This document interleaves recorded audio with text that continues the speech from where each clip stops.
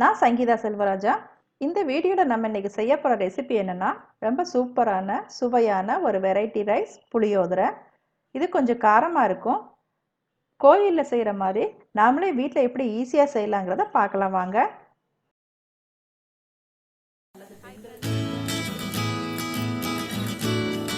இப்போ புளியோதரை செய்கிறதுக்கு நம்ம தேவையான பொருட்கள் என்னென்னு பார்த்துக்கலாம்.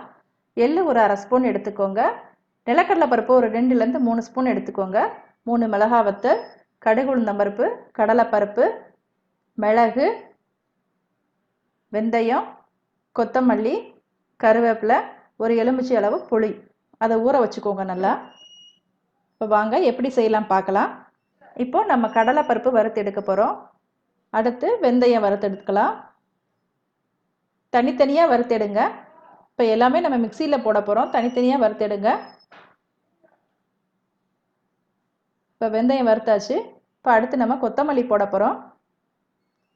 கொத்தமல்லி நல்லா வறுத்து எடுத்துக்கோங்க.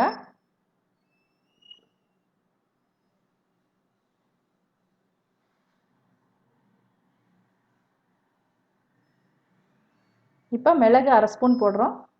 இதையும் நல்லா வறுத்து எடுக்கணும். எல்லாமே சிம்மில் வச்சே வறுத்தெடுங்க.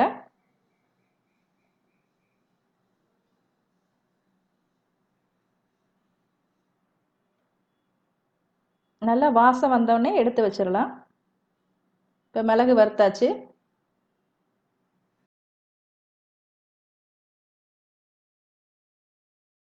இப்போ அடுத்து எள்ளு 1/2 ஸ்பூன் போடுறோம். இப்போ இதையும் நல்லா வறுத்து எடுத்தாச்சு. அடுத்து 2 மிளகாய் வத்தல் போடுங்க. இது அவங்கவுங்க காரத்துக்கு ஏற்ற மாதிரி போடுங்க.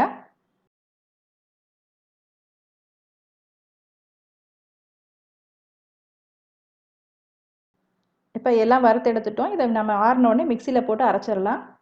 இப்போது ஸ்டவ்வை ஆன் பண்ணிக்கோங்க. அடுப்பில் வானலியை வச்சுட்டு 4லேருந்து 5 ஸ்பூன் எண்ணெய் ஊற்றிக்கோங்க. நல்லெண்ணெய் ஊற்றினா நல்லாயிருக்கும். இப்போ எண்ணெய் கொஞ்சம் காஞ்சதுக்கப்புறம் கடலைப்பருப்பு 1 ஸ்பூன் கடலைப்பருப்பு போட்டுக்கோங்க.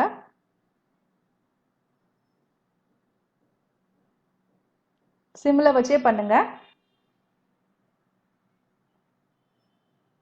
இப்போ கடலைப்பருப்பு கொஞ்சம் பொரிஞ்சதும் நிலக்கடலை பருப்பு நம்ம போடுறோம்.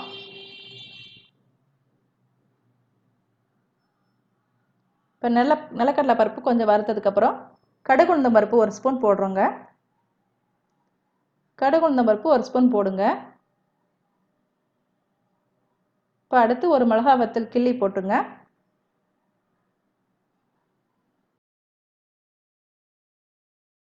இப்போ ஒரு கைப்பிடி கருவேப்பிலை போட்டுக்கோங்க. கருவேப்பிலை நல்லா போட்டால் வாசமாக இருக்குங்க.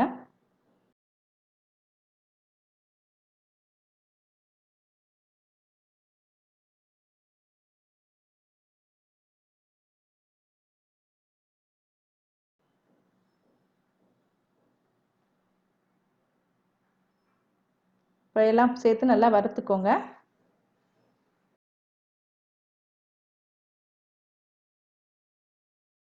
இப்போ எண்ணெயில் கொஞ்சம் நல்லா வறுபட்டதுக்கப்புறம் ஒரு 1/2 ஸ்பூன் பெருங்காயம் போட்டுக்கோங்க. ஒரு 1/2 ஸ்பூன் மஞ்சள் பொடி போட்டுக்கோங்க. உப்பு தேவையான அளவு போட்டுக்கோங்க.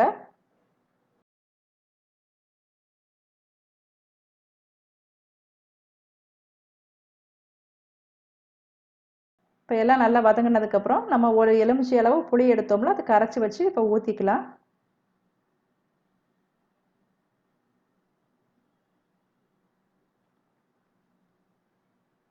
இப்போ நம்ம வறுத்து வச்ச பொடியை போட போகிறோம். இது ஒரு 3/4 போட்டுட்டு 1/4 தனியாக எடுத்து வைங்க. லாஸ்ட்டில் நம்ம கிளறும் போது மறுபடியும் போட்டால் கொஞ்சம் நல்லா டேஸ்ட் கொடுக்கும். இப்போ நல்லா சிம்மில் வச்சே பண்ணுங்கள்.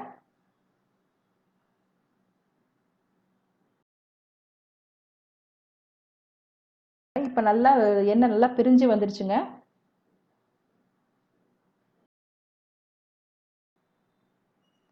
ரெடி ஆயிடுச்சு. இப்போ நம்ம லாஸ்ட்டில் ஒரு 1/2 ஸ்பூன் சர்க்கரை போடுறோம்.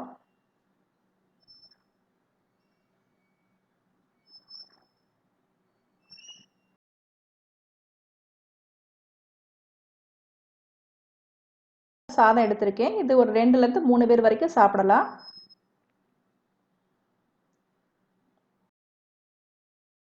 பாரண சாதம் போட்டு நல்லா கிளறுங்க.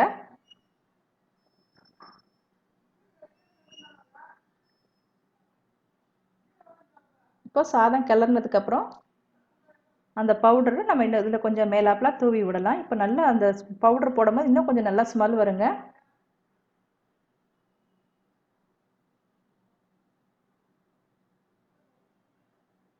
ரெடி ஆயிடுச்சுங்க. கோயிலில் செய்கிற புளியோதரை மாதிரி அதே சுவையோட மணத்தோட இருக்குங்க.